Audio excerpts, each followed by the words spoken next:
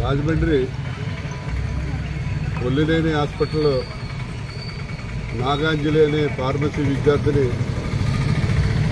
Part time ఉద్యోగంగా హాస్పిటల్లో పనిచేస్తున్నారు. ఆ అమ్మాయి అక్కడ పనిచేస్తుంటే అక్కడే సూపర్వైజర్గా పనిచేస్తున్నటువంటి దీపక్ అనేటువంటి ఒక సూపర్వైజరు ఆ అమ్మాయిని ట్రాప్లో పెట్టి ఆ తర్వాత సెక్సువల్గా హెరాస్మెంట్ చేస్తూ ఆ అమ్మాయిని చిత్రహింసలకి గురి చేస్తుంటే ఆ అమ్మాయిని ఏం చేయాలో తెలియక మేనేజ్మెంట్ దగ్గరికి వెళ్ళి మేనేజ్మెంట్ వారికి ఏమండి ఇతను ఎలా చేస్తున్నాడు, మీరు తగిన చర్యలు తీసుకోవాలని చెప్తే మరి మేనేజ్మెంట్ ఏ రకమైన చర్యలు తీసుకోలేదు. వాళ్ళ తల్లిదండ్రులు చూస్తే పేద రైతు కుటుంబానికి చెందినవారు, ఓల్డేజ్ పీపుల్, రైతు కూలీలు.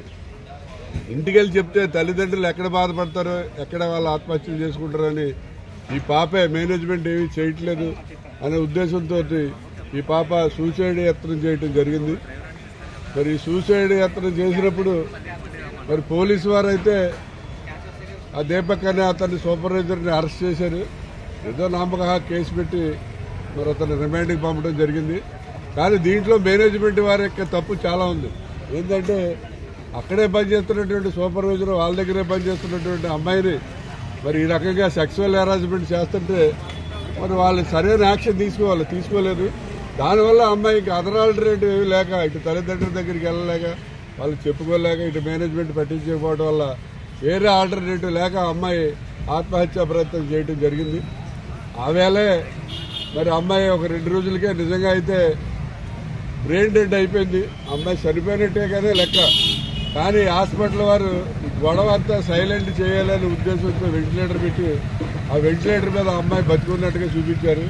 ఈవేళ నిన్న సాయంత్రం అంటే తెల్లవారుజామున ఈరోజు తెల్లవారుజామున 4ంటికి చాలా ప్లాంట్గా, ఎందుకంటే అమ్మాయి హాస్పిటల్లోనే కనుక సరిపోయిందని డిక్లేర్ చేస్తే అన్ని సంఘాల వాళ్ళు అందరూ కూడా వచ్చి ఆవిడ గొడవ చేస్తారనే ఉద్దేశంతో ఈవేళ ఆర్ట్ ఎగ్జిబిషన్ ఉంది ఈ రోడ్లో. పోలీసులు ఎవరు రానివ్వరు, ఎందుకంటే రాజకీయ నాయకులు కాదు, ఎవరు ఏ సంఘాల వాళ్ళు కూడా రానివ్వట్లేదు. అటువంటి పరిస్థితి ఉంది కాబట్టి మరి ఎమ్మెల్యే గారు అలాగే ఇక్కడ ఉన్నటువంటి హాస్పిటల్ మేనేజ్మెంట్ వారు చాలా పకడ్బందీగా ప్లాన్ చేసి నిన్న తెల్లవారుజామున అమ్మాయి వెంటిలేటర్ తీసేయడం జరిగింది 4 గంటలుగా. ఆ వెంటిలేటర్ తీసేయడం వల్ల అమ్మాయి ఆల్రెడీ చనిపోయిన అమ్మాయికి వెంటిలేటర్ తీస్తే గుడ్డు కొట్టుకునే పరిస్థితి ఉండదు. చనిపోయిందని డిక్లేర్ చేసి మరి పోస్ట్ మార్టంకి గవర్నమెంట్ హాస్పిటల్కి పంపించడం జరిగింది.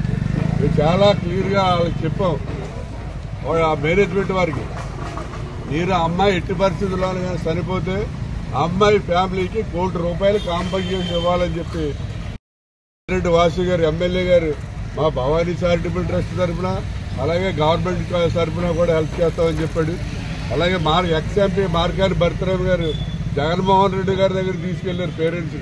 పేరెంట్స్ అనుకున్నారు జగన్మోహన్ రెడ్డి గారి దగ్గర తీసుకెళ్తే ఆయన ₹1 కోటి జేబులో పెడతారు అనుకున్నారు. ఆయన ఇంకేం పెట్టలేదు. కాబట్టి మరి జగన్ గారు ఇస్తారు, హాస్పిటల్ మేనేజ్మెంట్ ఇస్తారు, ఆదిరెడ్డి వాసు గారు ఇస్తారు, లేదా నేను ఎవరో ఒక సంఘం అతను వచ్చేసి మేము ఎందుకంటే చూసుకుంటాం ఫ్యామిలీని అన్నాడు, వాళ్ళు ఇస్తారు. మొత్తం మీద ఆ ఫ్యామిలీకి కనుక ₹1 కోటి నష్టపరిహారం కనుక అందకపోతే గ్యారంటీగా ఈ బొల్లినేని హాస్పిటల్ మీద తీవ్రమైన చర్యలు తీసుకోవడం జరుగుతుంది.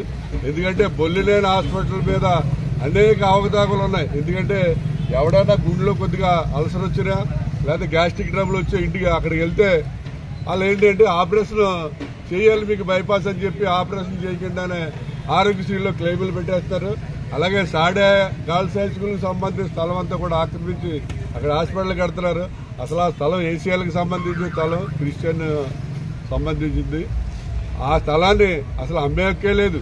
ఎవడమ్మాడు, ఎవడు కొన్నాడు, వాళ్ళకి అమ్మేవాడికి అమ్మే కొందా, కొనేవాడికి కొనే హక్కుందా. అందులోనూ ఆ స్థలంలో పర్మనెంట్ కన్స్ట్రక్షన్ చేయకూడదు. వీళ్ళు ఆల్రెడీ చాలా వరకు పర్మనెంట్ కన్స్ట్రక్షన్ చేశారు. ఇవన్నీ బయటికి తీసుకురావాల్సి ఉంటుంది. కాబట్టి తక్షణం కూడా అమ్మాయి కుటుంబానికి ₹1 కోటి కనుక ఇవ్వకపోతే మాత్రం దీని మీద చాలా తీవ్రమైన చర్యలు ఉంటాయని చెప్పి ఈ సందర్భంగా తెలియజేస్తారు. రకరకాలు అనుకోవచ్చు, కానీ ఆ అమ్మాయి జీవితానికి ₹1 కాదు. కిమ్స్ ఆసుపత్రి యాజమాన్యం వాళ్ళు ₹1 కోటి, దానికి సంబంధించినటువంటి గవర్నమెంట్ చేసినటువంటి అబ్బాయి దగ్గర ₹1 కోటి, ఖచ్చితంగా తీసుకోవాలి. ప్రభుత్వం ఇంకో 10 కోట్లంటే విలువైనటువంటి ఫార్మసీ అమ్మాయి ఆ విధంగా దురదృష్టకరంగా పోయింది. తల్లిదండ్రులు ఎంతో మరి ఆ అమ్మాయిని చదివించి అభివృద్ధిలోకి రావాలని ఎంతో ఆశపడినటువంటి ఆశల్ని కూడా నిరాశలయ్యి, అదేవిధంగా ఆ అమ్మాయి కూడా జీవితం నాశనం అయింది. కాబట్టి కోట్లు లెక్క కాదు. ఈరోజు కిమ్స్ వాళ్ళకి అది రకరకాలుగా అనేక రకాలుగా ఆదాయాలు వస్తున్నాయి, సంపాదించుకుంటారు. కాబట్టి ఉదారంగా 2 కోట్లు ప్రత్యేకించి కిమ్స్ హాస్పిటల్ యజమానులు ఇచ్చినా కూడా ఏం తప్పు లేదు.